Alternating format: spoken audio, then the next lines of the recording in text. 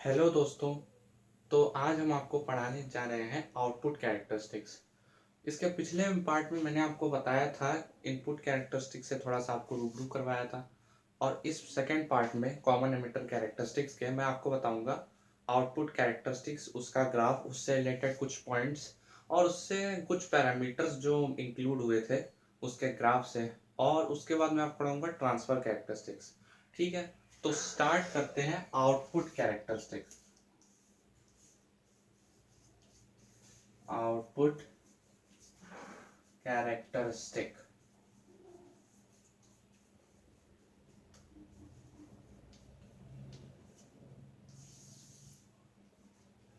Output characteristic भी क्या है? एक वेरिएशन है किसके बीच में? A graph showing the variation of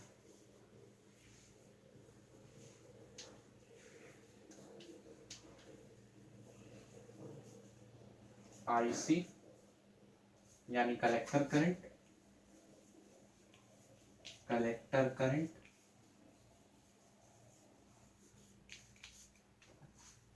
and VCE यानी कलेक्टर एमिटर वोल्टेज। पिछली बार कौन सा था? Base emitter voltage. इस बार क्या है? Collector emitter voltage. Emitter common terminal था ना, बेस इनपुट टर्मिनल और एमिटर, ओ सॉरी, कलेक्टर आउटपुट टर्मिनल। ठीक है, emitter, collector, emitter collector voltage,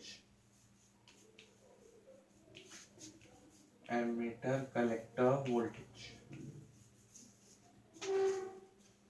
A graph showing the variation of collector current and emitter collector voltage at a constant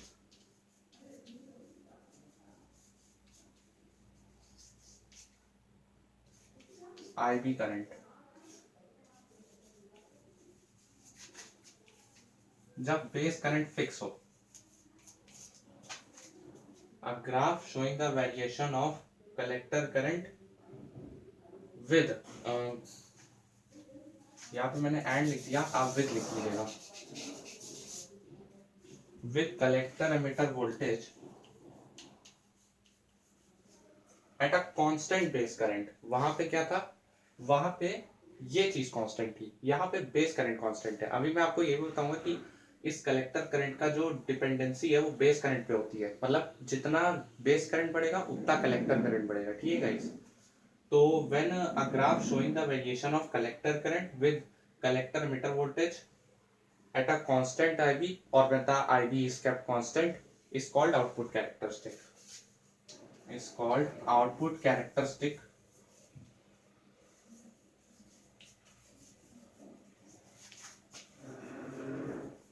Output characteristic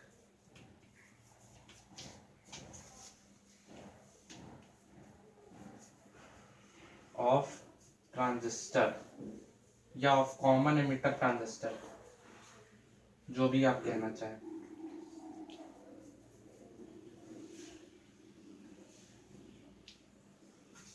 ठीक है, तो इसे लिख लीजिएगा, उसके बाद मैं आपको इसका एक ग्राफ बताऊंगा। नोट कर लीजिए या फिर स्क्रीनशॉट भी आप ले सकते हैं।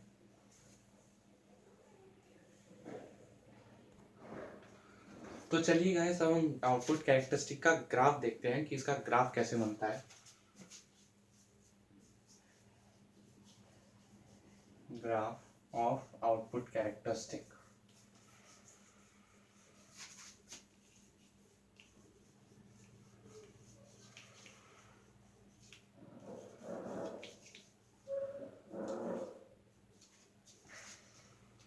तो यहाँ पे मैं लूंगा y एक्सेस और एक लूंगा x एक्सेस। x एक्सेस पे मैं लूंगा कलेक्टर एमिटर वोल्टेज और y एक्सेस पे मैं लूंगा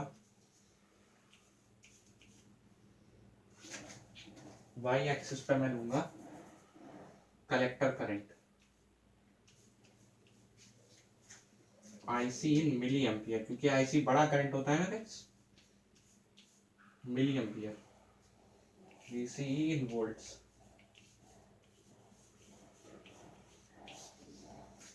ये वाला करंट अब मिली एम्पियर में लेते हैं, और जो जो बेस करंट हमने लिया था वो माइक्रो एम्पियर में, क्योंकि वो बहुत छोटा करंट होता है। और अगर हम इसका ग्राफ देखें तो इसका ग्राफ कुछ ऐसा बनता है। यहाँ पे अब 3 रीजन्स आएंगे, तभी मैंने आपको बताया था आउटपुट कैरेक्टरिस्टिक थोड़ा सा खास होता है। क्यों? क्योंकि यहाँ पे 3 रीजन्स आते हैं। इनपुट में तो बस एक ही रीजन था, यहाँ पे 3 रीजन्स आएंगे। उन तीनों को अगर मैं बताऊं तो एक आता है सैचुरेशन, जहाँ पे दोनों ही फॉरवर्ड बायस्ड होंगे। एक आता है कट ऑफ रीजन, जहाँ पे दोनों ही जंक्शन रिवर्स बायस्ड होंगे। और एक आता है एक्टिव रीजन, जहाँ पे एक फॉरवर्ड बायस्ड और एक रिवर्स बायस्ड होगा। ठीक है, अभी मैं आपको एक्सप्लेन करूंगा कैसे। तो यहाँ पे मैंने कुछ पॉइंट्स ले लिए, 0 और मैं 2 का डिफरेंस ले लेता हूँ, 2 4 6 8 10 12। यहाँ पे मैं ले लेता हूँ 2 4 6 8 10। यहाँ से ऐसा ग्राफ ड्रॉ होता है।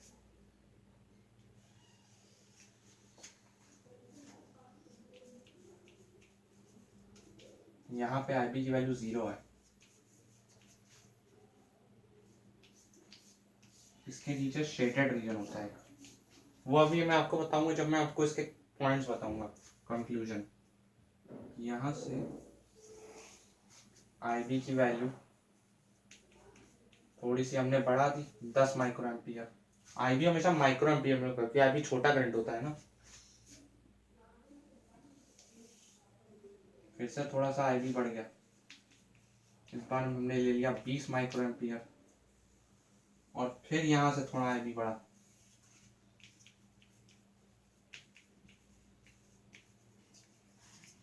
ऐसे हम बढ़ाते जाते हैं।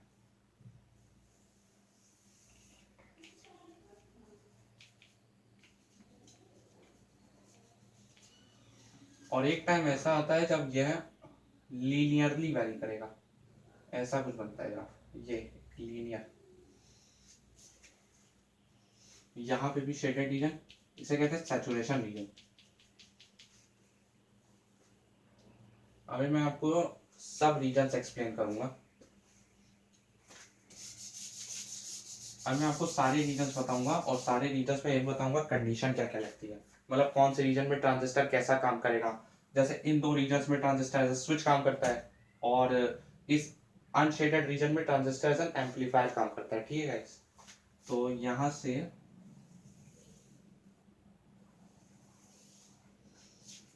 पहले आप इसको ड्रॉ कर लीजिएगा, फिर मैं आपको इसके कुछ कंक्लूजन्स दूंगा। ठीक है गाइस, इस ग्राफ को ड्रॉ कर लीजिएगा। ड्रॉ कर लिया गाइस, पॉज करके स्क्रीनशॉट ले सकते हैं आप। एक सेकेंड।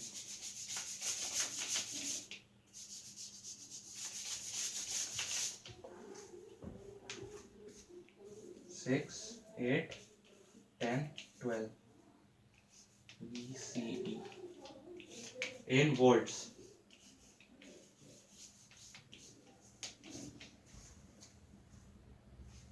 अब गाइज ये जो करंट होता है जहां पे IB 0 है, इसे कहते हैं लीकेज करंट। अब ये क्यों होता है ये मैं आपको बताऊंगा अभी। इसे कहते हैं लीकेज करंट।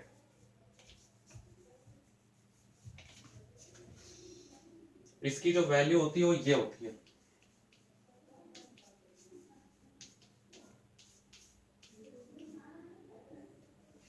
ये होती है इसकी वैल्यू, लीकेज करंट की वैल्यू ये होती है। ठीक है गाइस, इसका एक फॉर्मूला होता है, वो मैं आपको अगले वीडियो में बताऊंगा, थोड़ा सा डीप एक्सप्लेनेशन दूंगा। ठीक है गाइस, इस वीडियो में आप इतना समझ लीजिएगा ये लीकेज करंट होती है। ठीक है गाइस, तो आप इसे लिख लीजिएगा, या फिर इसका स्क्रीनशॉट भी ले सकते हो।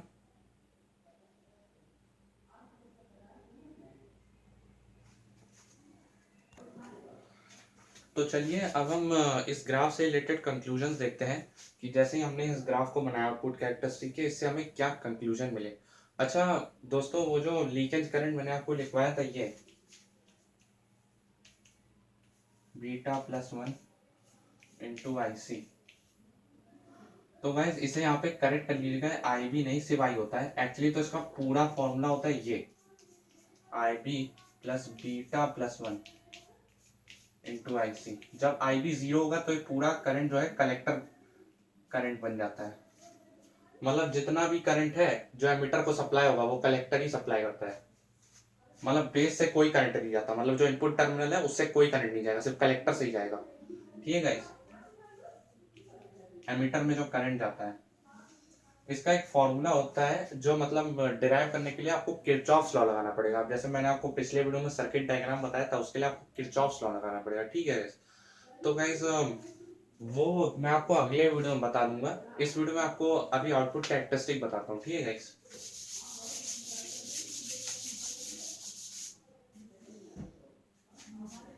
कंक्लूजन्स। अब हम ग्राफ से रिलेटेड कंक्लूजन्स देखेंगे कि इस ग्राफ को बनाने के बाद हमें क्या पता चला। पहला conclusion, when the VCE voltage, ये कलेक्टर एमिटर वोल्टेज है गाइस। ठीक है, when the VCE voltage is about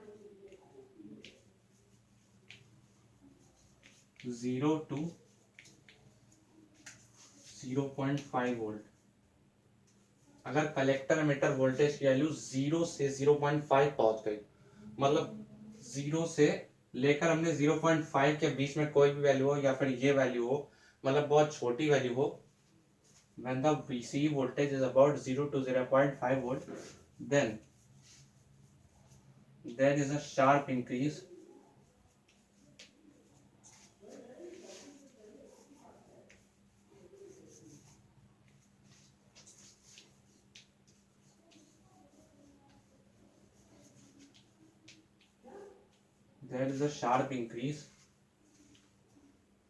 in IC current. Collector current में बहुत ज्यादा इंक्रीज होगा। ये एक्चुअली फॉरवर्ड बायस रीजन होता है। अभी मैं आपको बताऊंगा, जो सैचुरेशन रीजन होता है उसमें दोनों ही जंक्शन फॉरवर्ड बायस बनते हैं, तभी ये करंट बहुत ज्यादा बन जाती है।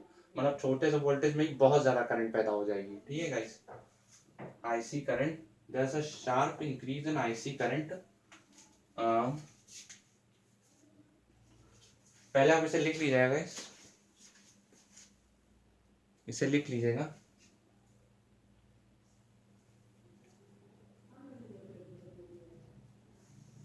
अच्छा हाँ, एक और बात है गाइस, एक और बात है, the value of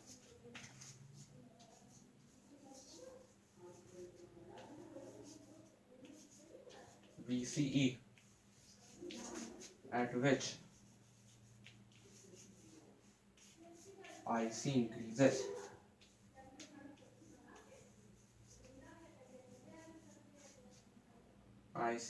sharply is called knee voltage। Voltage की जिस वैल्यू में भी करंट बहुत जल्दी इंक्रीज कर जाएगा, मतलब वो शार्प इंक्रीज करता है, उसे कहते हैं नी वोल्टेज। मतलब जिस वोल्टेज की वैल्यू पे करंट में एकदम से इंक्रीज कर गया उसे कहते हैं नी वोल्टेज।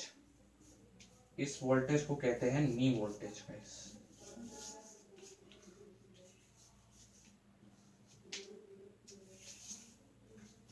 अच्छा, इसे नी वोल्टेज इसलिए भी कहते हैं क्योंकि यही तक कहानी होती है जहां पे सैचुरेशन रीजन प्रेजेंट होता है। मतलब दोनों जंक्शन जब फॉरवर्ड बायस रहते हैं तो वो इसी वोल्टेज तक रहते हैं। जब ये वोल्ट अगर इस वोल्टेज से हम लोग एक्सीड कर गए तो फिर सैचुरेशन कंडीशन नहीं रहती, मतलब फिर दोनों जंक्शन फॉरवर्ड नहीं रहते हैं। उसके बाद या तो दोनों रिवर्स बन जाएंगे या फिर दोनों फॉरवर्ड रिवर्स बनेंगे। ठीक है गाइस, मतलब डी वोल्टेज से अगर हम एक्सीड कर गए तो फिर दोनों फॉरवर्ड नहीं रहते, फिर दोनों फॉरवर्ड, फिर एक फॉरवर्ड बनता है और एक रिवर्स बनता है। ठीक है गाइस, इसे आप नोट कर लीजिएगा। ये पहला कंक्लूजन है, जब VCE की वैल्यू थोड़ी बहुत भी बढ़ा दी जाए तो आईसी में एक बहुत ही शार्प इंक्रीज आता है, और उसकी जो वैल्यू जिस पे वो इंक्रीज करता है उसे कहते हैं नी वोल्टेज। जैसे कि अगर मैं आपको बताऊं तो मान लीजिए मैंने यहाँ पे एक छोटा सा मैं ग्राफ से आपको दिखाता हूँ। हाँ, मान लीजिए यह VCE और यह IC, मैंने आपको ये रीजन दिखाया था। तो यहीं पे देखिए गाइस, यहाँ पे 0 और ये मैंने माना था 2, तो इस 0 से 0.5 अगर हम देखें, 0.5 तो हाफ होता है ना, तो ये हो गया 1, और इन दोनों के बीच का जो एवरेज होता है वो 0.5 होता है। तो 0 से 0.5 के बीच में आईसी इंक्रीज कर रहा है, तो यहाँ पे ही कहीं नी वोल्टेज होता है। ठीक है गाइस, मतलब 0 से 0.5 के बीच में या फिर 1 तक भी कहीं पे भी नी वोल्टेज हो सकता है, मतलब जहां पे आईसी एक शार्प इंक्रीज कर गया। देखिए जैसे तो वोल्टेज बढ़ा रहे थे आप, करंट भी बढ़ा था, पर एक टाइम ऐसा है कि एक वोल्टेज पे करंट एकदम से बढ़ गया, उसे ही कहते हैं नी वोल्टेज। ठीक है गाइस, मतलब एकदम से ही करंट में इंक्रीज आ गया। ठीक है गाइस, इसे आप नोट कर लीजिएगा। मैंने आपको ग्राफ से एक्सप्लेनेशन दे दी है, अब हम सेकंड कंक्लूजन पे चलेंगे। तो चलिए अब हम सेकंड कंक्लूजन पे चलते हैं। सेकंड कंक्लूजन क्या था? When collector emitter voltage exceeds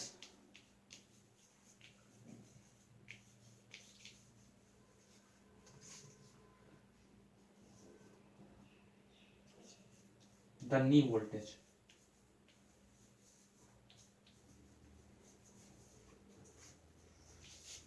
then there is a small increase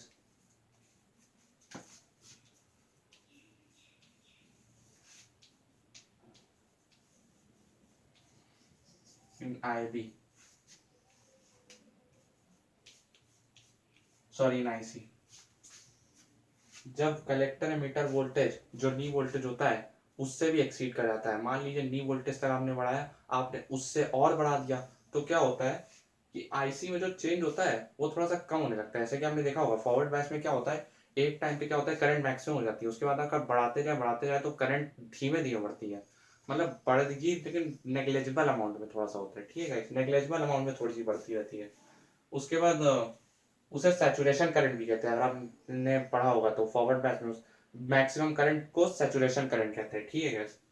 When collector motor voltage exceeds the knee voltage, then there is a small increase in IC, but it increases linearly.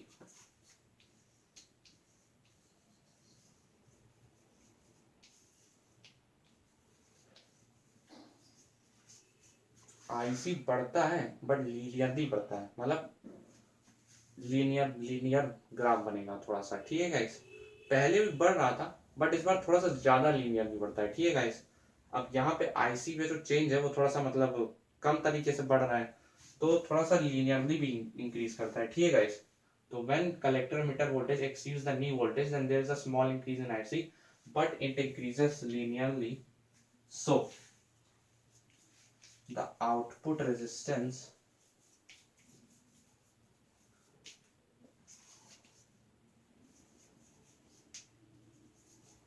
becomes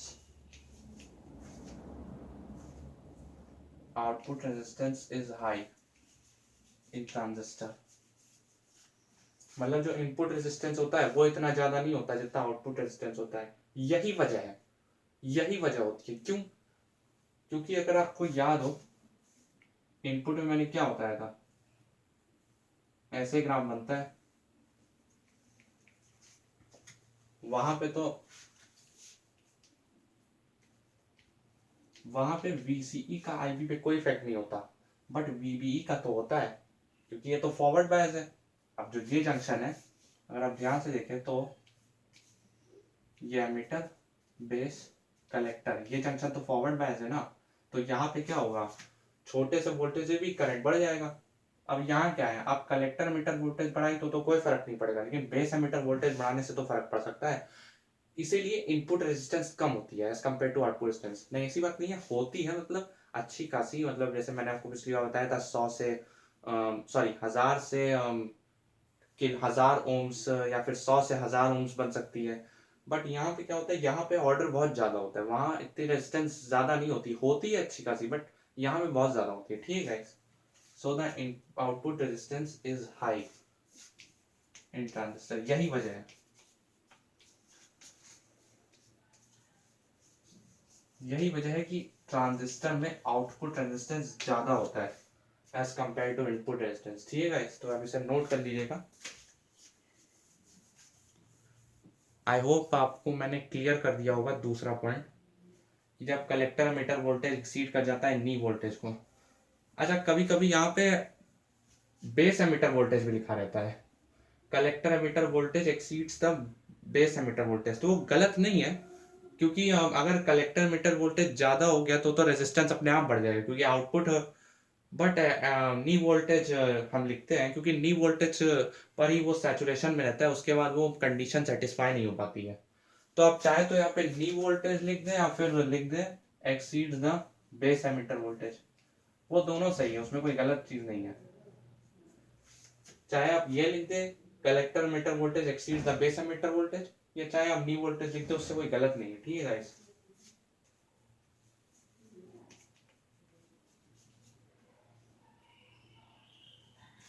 वो कोई गलत चीज नहीं है, ठीक है guys. तो अब चलते हैं हम तीसरे पॉइंट पे, जो हमें ग्राफ से कंक्लूजन मिला था। तीसरा कंक्लूजन ज्यादा बड़ा नहीं है, बस इतना ही है, द कलेक्टर करंट, बड़ा नहीं है पर इंपॉर्टेंट कंक्लूजन है, मतलब ज्यादा बड़ा स्टेटमेंट नहीं है बट इंपॉर्टेंट कंक्लूजन है ये। The collector current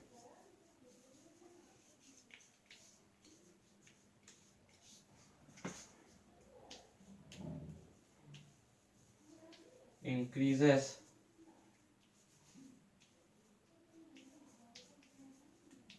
with the base current, very important point, जो सिर्फ एक रीजन में होता है उसे कहते हैं active region.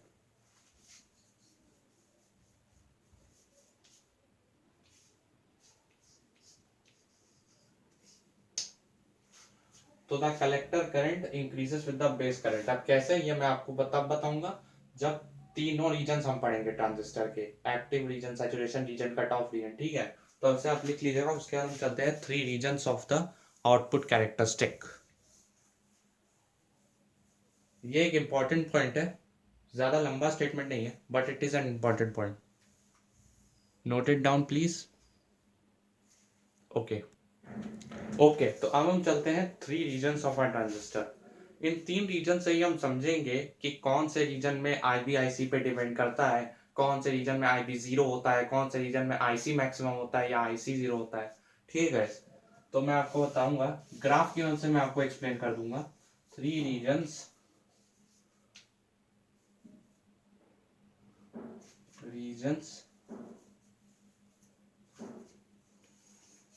Of output characteristic.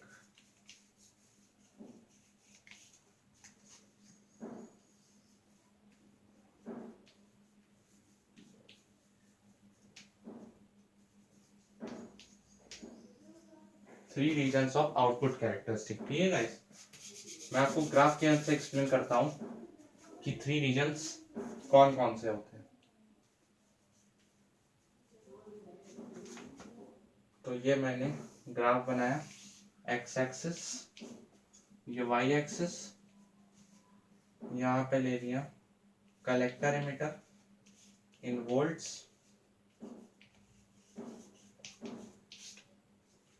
यहाँ पे लिया base current, sorry collector current in milliampere, milliampere. मैं 1.5 का डिफरेंस ले लेता हूँ इस बार, चाहे जितने का भी डिफरेंस ले उससे फर्क नहीं पड़ता, ठीक है गाइस। हमें कॉन्सेप्ट समझना है। 1.5, 4.5, 3, 7, 8.5, 10, इधर भी 1.5, 3, 4.5, 4.5, सॉरी यहाँ पे 6 होगा, 7.5, 7.5 और यहाँ पे होगा 9। 1.5 प्लस 7.5 होता है 9, यस। 4.5 प्लस 1.5 6, 7.5, बस इतने तक हम लेते हैं। ये हो गया ओरिजिन। यहाँ से मैंने यहाँ कोई आईबी की वैल्यू 0 माइक्रो एम्पियर,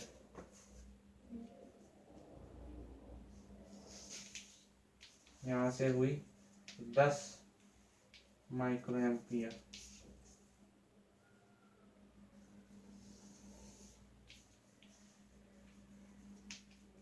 यहाँ से 20। जैसे जैसे आईबी की वैल्यू बढ़ाता जा रहा हूँ वैसे वैसे ग्राफ जैसा बन जाएगा। और यहाँ पे आता है एक लीनियर, एक सेकेंड गाइस,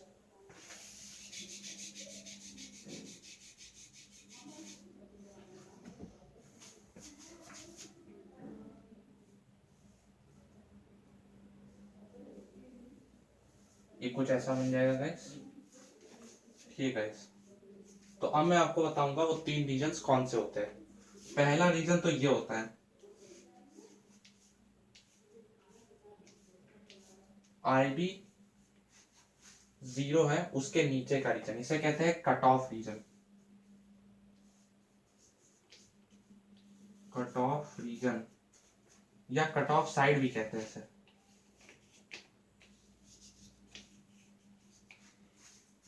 अच्छा, ये वाला जो रीजन है, अगर मैं इस लाइन को ओए मान लूं, ओए के पीछे वाला रीजन, मतलब यहाँ पे जहाँ पे बीसी की थोड़ी सी वैल्यू बढ़ाने पे यहाँ पे नी वोल्टेज में मिल रहा था, उसे कहते हैं सैचुरेशन रीजन, या फिर सैचुरेशन साइड भी कह सकते हैं, सैचुरेशन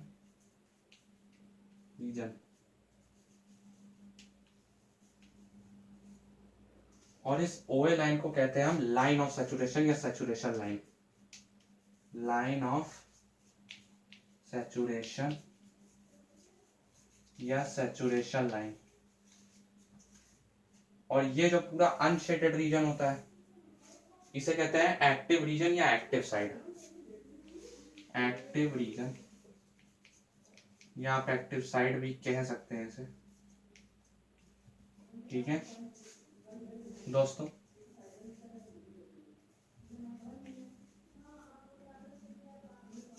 तो ये मैंने आपको 3 रीजन्स बताए, saturation region, cut off region और एक्टिव रीजन। अभी मैं आपको ये बताऊंगा इन रीजन्स में होता क्या क्या है, मतलब इन रीजन्स पे क्या क्या कंडीशन अप्लाई होती है। तो आप इसे बना लीजिएगा, इन रीजन्स की नेमिंग कर दीजिएगा अपने ग्राफ में, फिर मैं आपको बताता हूँ इसमें होता क्या है।